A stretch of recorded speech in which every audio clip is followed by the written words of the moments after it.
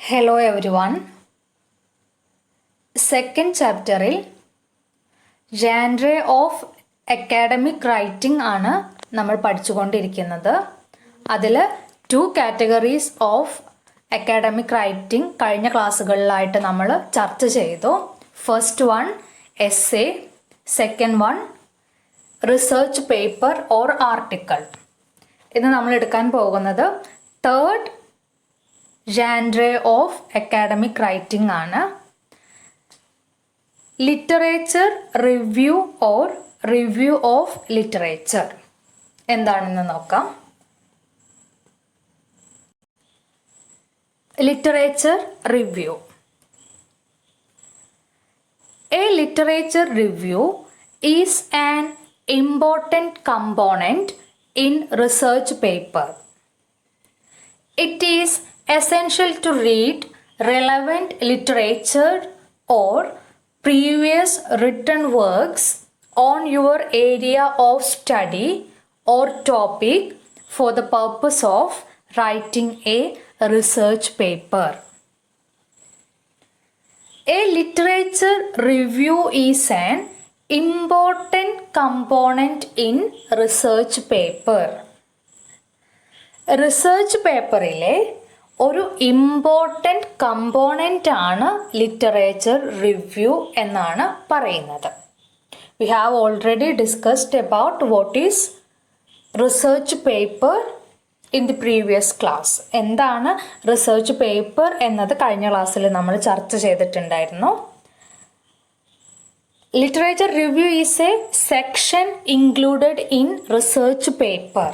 Research പേപ്പറിൽ included ആയിട്ടുള്ള ഉൾപ്പെട്ടിട്ടുള്ള ഒരു സെക്ഷനാണ് literature review. So a literature review is a part of a research paper. റിസർച്ച് പേപ്പറിലെ ഒരു പാർട്ടാണ്, ഒരു ഇമ്പോർട്ടൻ്റ് കമ്പോണൻ്റ് ആണ് ലിറ്ററേച്ചർ റിവ്യൂ.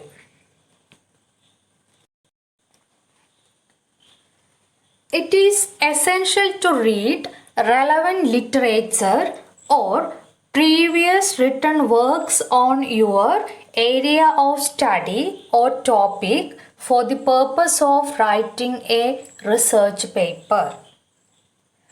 ഒരു സ്കോളർ റിസർച്ച് ചെയ്യുന്ന സമയത്ത് അല്ലെങ്കിൽ ഒരു റിസർച്ച് പേപ്പർ തയ്യാറാക്കുന്ന സമയത്ത് ഏത് ടോപ്പിക്കാണോ സെലക്ട് ചെയ്തിട്ടുള്ളത്, തൻ്റെ റിസർച്ച് പേപ്പറിനായിട്ട് ഒരു സ്കോളർ ഏത് ടോപ്പിക്കാണോ സെലക്ട് ചെയ്തിട്ടുള്ളത് അതിനെ ഫോക്കസ് ചെയ്തുകൊണ്ടാണ് ലിറ്ററേച്ചർ റിവ്യൂ എഴുതുന്നത്.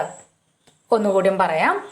ഒരു സ്കോളർ തൻ്റെ റിസർച്ച് പേപ്പർ ഏത് ടോപ്പിക്കിനെ ആധാരമാക്കിയിട്ടാണോ തയ്യാറാക്കുന്നത് ആ ടോപ്പിക്കിനെ ഫോക്കസ് ചെയ്തുകൊണ്ടാണ് ലിറ്ററേച്ചർ റിവ്യൂ എഴുതുന്നത്. അതായത് ഒരു സ്കോളർ ഒരു റിസർച്ച് പേപ്പർ തയ്യാറാക്കുമ്പോൾ റിസർച്ച് ചെയ്യുന്ന ടോപ്പിക്കുമായി ബന്ധപ്പെട്ട് കിടക്കുന്ന ഓൾറെഡി പബ്ലിഷ് ചെയ്യപ്പെട്ട എല്ലാ മെറ്റീരിയൽസിൽ നിന്നും ഇൻഫോർമേഷൻസ് കളക്ട് ചെയ്യും.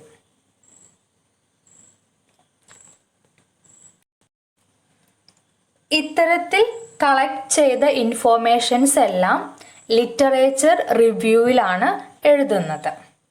Okay. Literature review is the summary of the relevant previous writings on the topic under discussion. It includes A critical evaluation of the materials you have read. Therefore, it is not only a summary of the works but also an evaluation and synthesis of the available literature on your topic. അതായത് ഇത്തരത്തിൽ collect ചെയ്ത ഇൻഫോർമേഷൻസിനെ കുറിച്ചുള്ള ഒരു summary അല്ലെങ്കിൽ ആ ഇൻഫോർമേഷനെ കുറിച്ചുള്ള ഒരു critical evaluation അല്ലെങ്കിൽ ഒരു സിന്തസിസ് ആണ് ലിറ്ററേച്ചർ റിവ്യൂ. അതായത് നമ്മൾ മുമ്പേ പറഞ്ഞു, ഒരു സ്കോളർ ഒരു റിസർച്ച് പേപ്പർ തയ്യാറാക്കുമ്പോൾ ഏത് ടോപ്പിക്കാണോ സെലക്ട് ചെയ്തിട്ടുള്ളത് ആ സെലക്ട് ചെയ്ത ടോപ്പിക്കുമായി റിലേറ്റഡ് ആയിട്ടുള്ള ബുക്കുകളെല്ലാം റെഫർ ചെയ്ത് അതിൽ നിന്ന് ഇൻഫോർമേഷൻസ് കളക്ട് ചെയ്യുമെന്ന്. ഇത്തരത്തിൽ കളക്ട് ചെയ്ത ഇൻഫോർമേഷൻസിൻ്റെ ഒരു സമ്മറി അല്ലെങ്കിൽ ക്രിട്ടിക്കൽ ഇവാലുവേഷനോ സിന്തസിസോ ആണ് literature review. Literature review is the summary or critical evaluation or synthesis of the collected informations. Okay. Collect ചെയ്തിട്ടുള്ള ഇൻഫോർമേഷൻസിൻ്റെ സമ്മറിയോ ക്രിട്ടിക്കൽ ഇവാലുവേഷൻ ഓർ സിന്തസിസോ ആണ് literature review. Next point, the word literature in literature review refers to a collection of published books on particular area or topic. അതായത് ഇവിടെ literature review എന്ന ടേമിലെ literature എന്ന word മീൻ ചെയ്യുന്നത് books, articles, journals തുടങ്ങിയിട്ടുള്ള written മെറ്റീരിയൽസിനെയാണ് literature എന്ന word മീൻ ചെയ്യുന്നത്. ഇനി ഇത്തരത്തിൽ റിട്ടൺ മെറ്റീരിയൽസിൽ നിന്നും മാത്രമല്ല, മറിച്ച് സർവേകളിൽ നിന്നും ഒരു സ്കോളറിന് ഇൻഫോർമേഷൻസ് കളക്ട് ചെയ്ത് അതിനെക്കുറിച്ച് റിവ്യൂ എഴുതാവുന്നതാണ്. Okay. Next point, a scholar can use the information collected from literature as a foundation for supporting his new insights. ഒരു സ്കോളർ തൻ്റെ റിസർച്ച് ടോപ്പിക്കിനെ കുറിച്ച് മറ്റു ലിറ്ററേച്ചറുകളിൽ നിന്നും ഇൻഫോർമേഷൻസ് കളക്ട് ചെയ്യും. ഇത്തരത്തിൽ കളക്ട് ചെയ്യുന്ന ഇൻഫോർമേഷൻസ് ആ സ്കോളറിന് താൻ തൻ്റെ റിസർച്ച് പേപ്പറിലൂടെ കണ്ടെത്തുന്ന പുതിയ ഐഡിയാസ് അല്ലെങ്കിൽ പുതിയ ഇൻഫോർമേഷൻസിനെ സപ്പോർട്ട് ചെയ്യാനായി ഉപയോഗപ്പെടുത്താവുന്നതാണ്. A scholar can use the information collected from literature as a foundation for supporting his new insights. മറ്റു ലിറ്റററി വർക്ക്സിൽ നിന്നും ശേഖരിക്കപ്പെടുന്ന ഇൻഫോർമേഷൻസ് ഒരു സ്കോളറിന് താൻ കണ്ടെത്തുന്ന പുതിയ നോളജിനെ സപ്പോർട്ട് ചെയ്യാനായി ഉപയോഗിക്കാവുന്നതാണ്. Okay. Next point, through literature review, a scholar can give the reader a critical overview of the existing knowledge about a topic. മാത്രമല്ല, ഈ ലിറ്ററേച്ചർ റിവ്യൂ എന്ന സെക്ഷനിലൂടെ ഒരു പെർട്ടിക്കുലർ ടോപ്പിക്കുമായി ബന്ധപ്പെട്ട് നിലനിൽക്കുന്ന അറിവുകൾ വായനക്കാരിലേക്ക് എത്തിക്കാനും കഴിയുന്നു. അതായത് ഒരു ടോപ്പിക്കിനെ ബേസ് ചെയ്താണ് നമ്മൾ റിസർച്ച് പേപ്പർ തയ്യാറാക്കുക.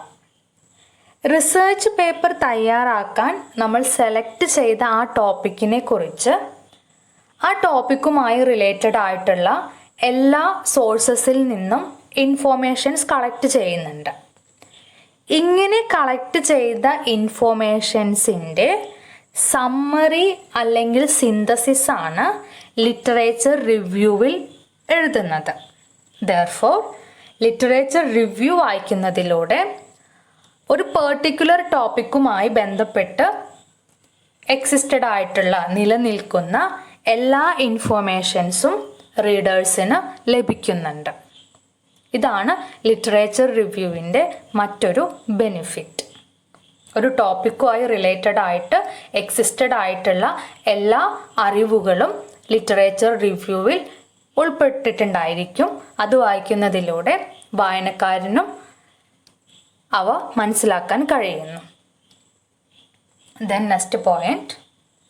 The main purpose of the literature review is to display your knowledge of the subject.